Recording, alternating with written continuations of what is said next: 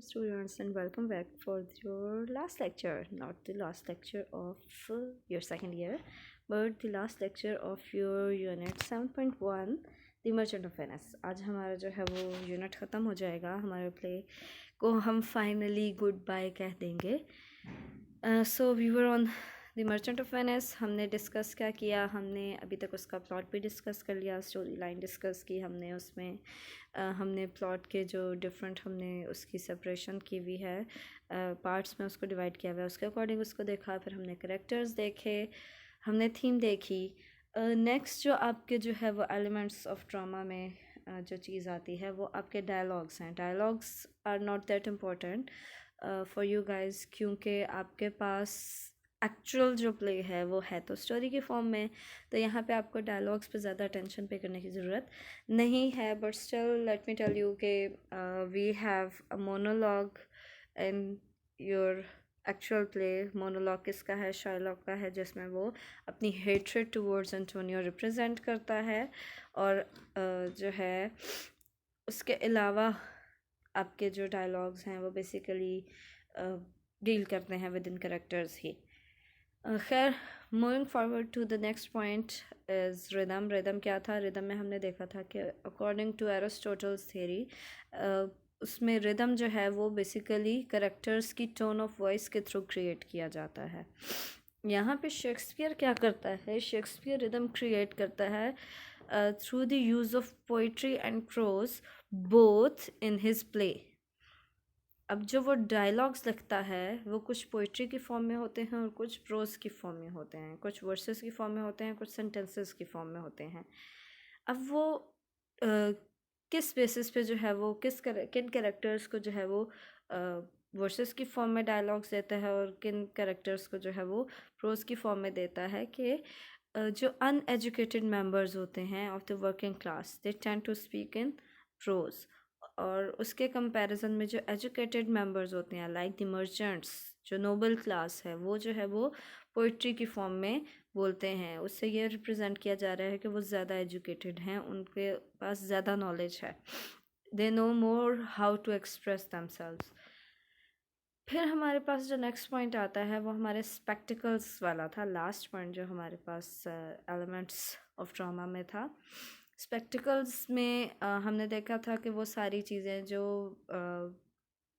हमें visuals present कर रही हैं, जो हमें नज़र आ रही हैं, वो हमारे स्पेक्टिकल्स में आती हैं.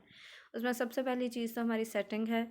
सेटिंग में हमारा इर्द गिर्द का एनवायरनमेंट भी आता है, लेकिन हमारा ज़्यादा फोकस उस पर नहीं है. हमारा ज़्यादा फोकस सेटिंग में प्लेस पे ही रहता है, जो कि हमारी वेनिस और बेलमोंट है. हमारा प्ले जो है वो ऑन एंड ऑफ मूव करता रहता है, शिफ्ट करता रहता है एक प्लेस से दूसरी प्लेस की तरफ. हमारे पास जो है the play doesn't follow the unity of time and place. हमारे पास हमने पहले डिस्कस किया था कि एरिस्टोटल का टीचर है प्लेटो. तो प्लेटो का जो ड्रामा, जो एक्चुअली ट्रेजिडी की जो है वो थ्योरी थी, उसके अकॉर्डिंग उसका प्लेटो का कहना था कि it needs to follow the unity of time, place and action. जो हमारा प्ले है वो यूनिटी ऑफ एक्शन तो फॉलो कर रहा है. यूनिटी ऑफ एक्शन होता है कि एक ही मेन एक्शन के इर्द गिर्द पूरी कहानी घूमती रहे, लेकिन वो यूनिटी ऑफ टाइम और यूनिटी ऑफ प्लेस को फॉलो नहीं करती. यूनिटी ऑफ टाइम क्या है कि वो एक ही दिन के अंदर अंदर पूरा प्ले जो है वो सेट हुआ हुआ हो, और प्लेस क्या है कि वो एक ही प्लेस के ऊपर जो है वो परफॉर्म किया जाए. जैसे आपको मैंने एडिपस रेक्स की स्टोरी काफ़ी दफ़ा बताई है, वो यूनिटी ऑफ टाइम और यूनिटी ऑफ प्लेस को भी फॉलो कर रही है. वहीं उसी जो है वो हमारा जो पैलेस है उसके अंदर सारी सेटिंग है और सारा सारा प्ले वहीं पे परफॉर्म हो रहा होता है. और यूनिटी ऑफ टाइम भी है कि सुबह वो डिस्कशन शुरू होती है और शाम तक वो डिस्कशन चलती रहती है, और उसी में पूरी स्टोरी हमें पुरानी स्टोरी भी with the help of dialogues बताई जाती है. फिर सेकंड पॉइंट हमारे पास आता है कॉस्ट्यूम्स का. तो कॉस्ट्यूम्स को अगर हम देखें तो शेक्सपियर के प्लेज में कॉस्ट्यूम्स की इम्पोर्टेंस है. एक तो ये कि जिस किस्म का करेक्टर, ये तो वैसे भी यूजली होता है कि आपका जो कॉस्ट्यूम है वो आपके करेक्टर की पर्सनालिटी को रिप्रेजेंट करता है. तो अगर आपका करेक्टर जो है वो किसी वेल्दी फैमिली से बिलोंग करता है तो उसका कॉस्ट्यूम भी उसी किस्म का होगा. अगर आपका करेक्टर जो है वो कोई स्लेव है या वो कोई सर्वेंट है तो उसके कॉस्ट्यूम्स वैसे होंगे। लेकिन शेक्सपियर के प्ले में एक और जो है वो इंटरेस्टिंग बात क्या है वो ये है कि फीमेल्स जो हैं वो भी जब कहीं सामने जाती हैं लोगों के तो वो खुद को जो है वो अपनी एक्चुअल पर्सनालिटी रिप्रेजेंट ना करने के लिए ख़ुद को मेल्स की तरह जो है वो ड्रेस करती हैं। जैसे पोर्शिया जो है वो एक मेल लॉयर की तरह ड्रेसअप करती है कोर्ट सीन में जाने के लिए। हम देखें तो इसके जो है वो दो वजूहात हैं, दो रीज़न्स हैं इसके। एक तो ये है कि शेक्सपियरियन टाइम जो है हमारी एलिज़ाबेथन एज है, उस टाइम पे जो अपीयरेंस है लोगों की उसके ऊपर बहुत ज़्यादा फोकस किया जाता था। आपने जैसे जो है वो रेनेसांस का पॉइंट नहीं पढ़ा कि रेनेसांस में भी हम देखते हैं कि हमारे जो कॉन्सेप्ट है एक जेंटलमैन का, उसकी ड्रेसिंग कैसी होनी चाहिए। तो मतलब एक जेंटलमैन जो है वो सबसे ज़्यादा फोकस अपनी ड्रेसिंग अपनी अपीयरेंस पे करता है। ऐसे ही शेक्सपियरियन एज में भी ज़्यादा फोकस जो है वो अपीयरेंस पे दी जाती थी। और दूसरा पॉइंट ये है कि उस टाइम पे स्टेज पे परफॉर्म करने के लिए फ़ीमेल्स को अलाउ नहीं था। तो जो हमारे जो है वो बेसिकली टॉम बॉयज़ होते थे वो जो है फीमेल्स के करेक्टर्स को परफॉर्म करते होते थे।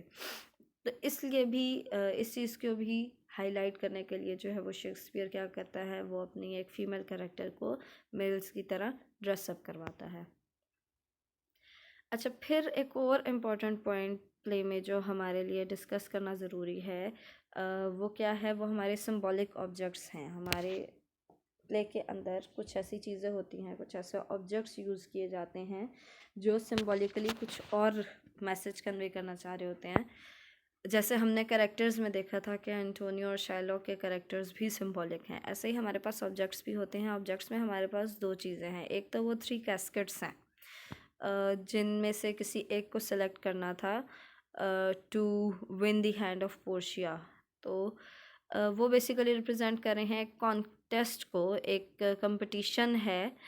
अब वो कंपटीशन जो है वो भी एक्चुअली किसी चीज़ को रिप्रेजेंट करता है कि the contest combines a number of Christian teachings. उसमें बहुत सारी क्रिश्चियन टीचिंग्स जो है वो सिखाई जाती हैं, जिनमें से मेन आइडिया क्या है, जो कैस्केट के ऊपर लिखा होता है कि the one who choose me shall abandon his desires, और इस तरह करके वो सेंटेंस है। तो उसमें उसका मेन क्रक्स क्या है उसका कि जो भी उस लेड वाले कैस्केट को सिलेक्ट करेगा उसको जो है वो ज़िंदगी में कामयाब होने के लिए जो है वो बहुत ज़्यादा मेहनत करनी पड़ेगी और अपनी डिज़ायर्स को हासिल करने के लिए बहुत ज़्यादा जो है वो कोशिश करनी पड़ेगी। तो यहाँ पे जो है हमें इनडायरेक्टली एक मैसेज कन्वे किया जा रहा है जो हमारी क्रिश्चियन टीचिंग्स पे बेस करता है कि जो आपकी डिज़ायर्स हैं वो आपको जिस रास्ते पे लेके जाती हैं वो सही रास्ता नहीं है। इसलिए इंसान को अपनी डिज़ायर्स को, अपनी ख्वाहिशात को कंट्रोल में रखना चाहिए। देन जो हमारे पास लास्ट पॉइंट है वो जो ऑब्जेक्ट है जिसकी बहुत ज़्यादा इम्पोर्टेंस है वो पॉन्ड ऑफ फ्लैश की है। हम उसी पॉन्ड ऑफ फ्लैश की बात कर रहे हैं जिसके ऊपर हमारा बॉन्ड साइन किया गया था। अगर हम देखें एंटोनियो के पॉइंट ऑफ व्यू से, तो एंटोनियो जो है वो उस बॉन्ड ऑफ फ्लैश के होते हुए भी बॉन्ड साइन कर देता है। क्यों? क्योंकि ये रिप्रेजेंट करता है उसका love towards his best friend Bassanio. और यही बॉन्ड ऑफ फ्लैश जो है वो शाइलॉक की तरफ से अगर देखें तो उसकी एनिमिटी, उसकी हेट्रेड शो करता है फॉर एंटोनियो। तो एक ही चीज़ हमारे पास दो तरह के मैसेजेस भी कन्वे कर सकती है। यहाँ पे हमारा जो है प्ले की सारे इम्पोर्टेंट पॉइंट्स जो है वो ख़त्म होते हैं। इंशाल्लाह will see you guys soon in next week, और हम अपने लेक्चर्स भी कंटिन्यू करेंगे। और टिल देन अल्लाह हाफिज़।